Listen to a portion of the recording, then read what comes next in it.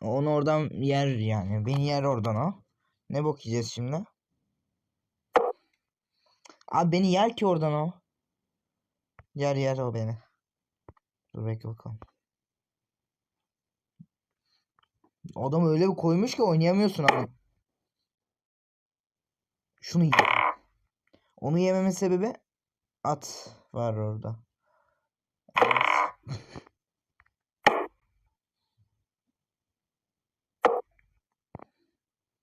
Uç. Neyse alalım şunu. Tamam. Ödeştik. Ne? Şöyle üstüne yürüyorum adamın ya. Şöyle bak önünü keseceğim. Hop önünü keselim. Nereye kaçacak? İyi anne. Ama şimdi dümdüz en sona gidecek. Şöyle gidelim. Ve ne oldu beraber?